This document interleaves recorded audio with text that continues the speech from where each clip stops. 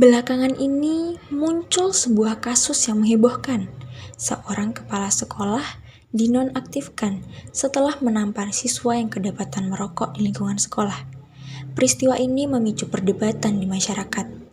Apakah tindakan itu bentuk kedisiplinan atau kekerasan yang tidak bisa dibenarkan?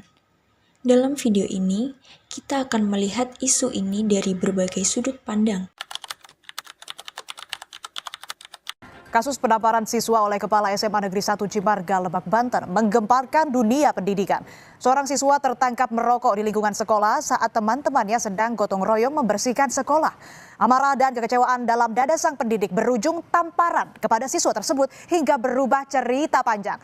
Akibatnya, kepala sekolah didemo oleh para siswa yang melakukan mogok belajar, dilaporkan ke polisi hingga kehilangan panggung pengabdiannya. Siswa merasa menjadi korban kekerasan, sementara kepala sekolah berdalih tindakan itu dimaksudkan sebagai bentuk pembinaan moral. Kasus ini berawal dari salah satu siswa berinisial ILP terpergok sedang merokok di kantin belakang sekolah oleh kepala sekolah. Siswa tersebut sempat kabur, namun akhirnya ditangkap kepala sekolah. ILP juga sempat berbohong saat ditanya alasan merokok di sekolah. Kepala sekolah yang kesal dengan ulah anak didiknya menampar pipi siswa tersebut. Kepala Sekolah SMA N1 Cimarga menyampaikan menegur siswa yang kedapatan merokok untuk menertibkan serta menegakkan kedisiplinan aturan lingkungan sekolah. Ya kan kamu ngerokok, maksudnya bertahu tuh saya lagi ngeliat, ya kan? Tuh anak ngeliat gini, langsung lari. Kan saya cuma ngomong, kamu ngerokok, lari. Marah saya, tapi itu nggak membuat saya marahnya banget, nggak senyap. Lari, tuh anak langsung ke sini, ada ketemu. Kamu ngerokok? Enggak bu, langsung nggak ada di tangannya pak, rokoknya. Cari, ibu lihat, gitu kan? Dan marahnya itu ngebohong pak, marahnya itu ngebohong pak. Rupanya insiden itu tak berhenti di internal sekolah, saudara. Orang tua siswa yang tak terima anaknya ditampar kepala sekolah karena terpergok merokok melapor ke polisi. Orang tua siswa telah melakukan visum sebagai barang bukti dugaan kekerasan fisik yang dilakukan Kepala SMA Negeri 1 Cimarga. Pemprov Banten turun tangan. Wakil Gubernur Banten Dimyati Natakusuma memerintahkan Kepala Dinas Pendidikan dan Kebudayaan Provinsi Banten menonaktifkan kepala sekolah tersebut. Langkah ini untuk menjaga kondusivitas lingkungan sekolah karena sudah 2 hari siswa mogok belajar. Wagub Banten menilai tindakan kekerasan termasuk menampar seseorang atau seorang siswa yang bermasalah tidak dapat dibenarkan dalam kondisi apapun. 15 Oktober 2025, murid yang ketahuan merokok di sekolah dan kepala sekolah Dini Fitri dipertemukan di ruang kerja Gubernur Banten. Dalam pertemuan tersebut, keduanya saling menyampaikan permintaan maaf dan bersepakat memaafkan satu sama lain. Usai saling memaafkan, sang kepala sekolah juga mendoakan muridnya itu menjadi pribadi yang sukses. Kasus dugaan penamparan yang dilakukan Kepala SMA Negeri 1 Cimarga terhadap siswanya yang terpergok merokok berakhir damai. Orang tua siswa bersama Kepala Sekolah Dini Fitria dipertemukan di Sekolah SMA Negeri 1 Cimarga. Orang tua murid mengakui anaknya telah melanggar aturan di sekolah. Ia juga menyatakan Kepala Sekolah telah mengakui melakukan dugaan penamparan terhadap murid dan orang tua murid menganggap kasus ini sudah selesai secara musyawarah. Selain orang tua murid mencabut laporannya, Pemprov Banten juga menyatakan penonaktifan Kepala SMA N1 Cimarga dicabut. Gubernur Banten Andra Soni mengklaim kepala sekolah dinonaktifkan hanya untuk menjaga suasana di sekolah agar kembali kondusif. Andra menegaskan Dini Fitri segera diaktifkan kembali sebagai Kepala SMA N1 Cimarga.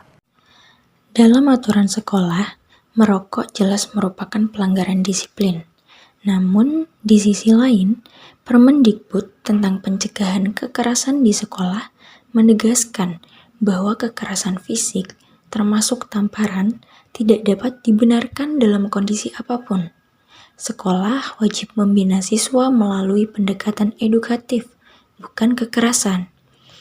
Disinilah letak dilemanya, antara upaya menjaga ketertiban dan batasan yang jelas terhadap kekerasan.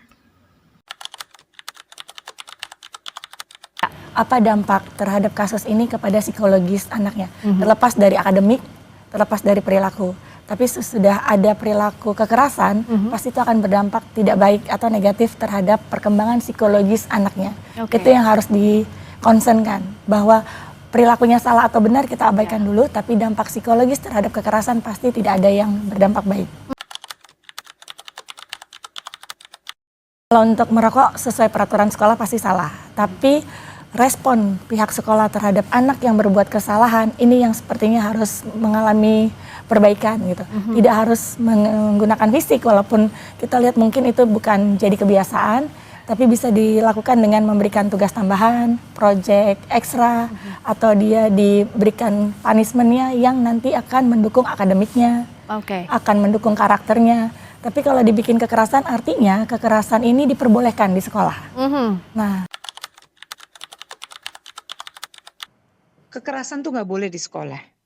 Baik itu verbal, fisik, emosional, itu sama sekali nggak boleh. Dampaknya itu juga nggak bagus, apalagi buat anak. Tetapi kalau kita melihat hanya satu sisi aja, juga itu juga tidak baik. Karena kita semua tahu sebagai orang tua nggak menginginkan anak itu merokok. Dan betulkah itu menampar? Nah ini yang perlu dibuktikan.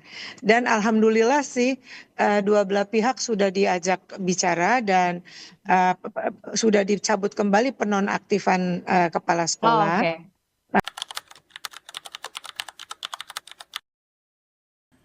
Bahwa Gubernur Banten sudah berusaha meminimalisir luasnya atau berlama-lamanya persoalan ini.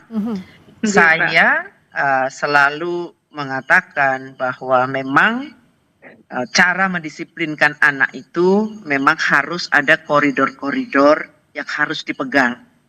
Tidak boleh ada kekerasan, tidak boleh ada kata-kata kasar yang terungkap dari dalam rangka mendisiplinkan anak.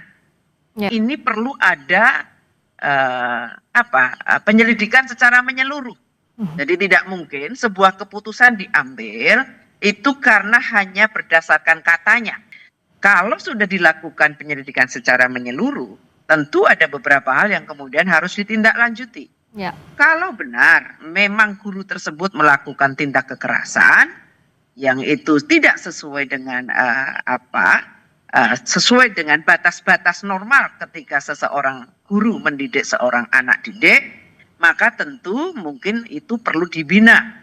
Perlu diberikan penegasan-penegasan agar guru tersebut bisa melakukan refleksi sekaligus pembinaan dari kepala dinasnya. Ataupun juga kepada siswa.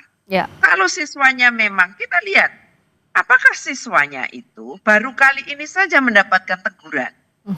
Mungkin jadi siswa ini juga sudah pernah mendapatkan teguran-teguran yang lain. Karena pada intinya merokok untuk anak sekolah di lingkungan sekolah, apalagi di lingkungan sekolah, itu sesuatu hal yang tidak bisa kita maklumi.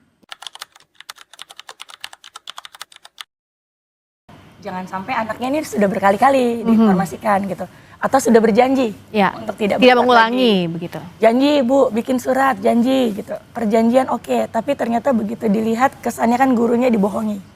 Itulah yang memudahkan untuk terpantik emosinya. Dari sisi kekerasannya, kalau itu bisa dibuktikan memang ada penamparan, sudah pasti salah.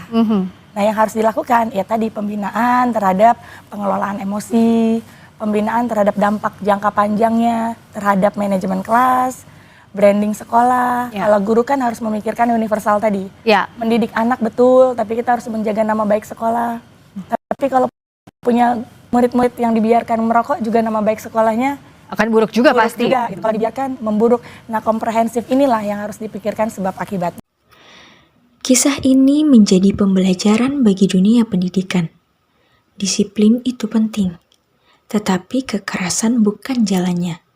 Kita perlu membangun lingkungan belajar yang aman, tegas, dan manusiawi. Sebagai mahasiswa dan calon pendidik, kita harus siap menjadi bagian dari perubahan itu. Disiplin tanpa kekerasan adalah dasar pendidikan yang bermartabat.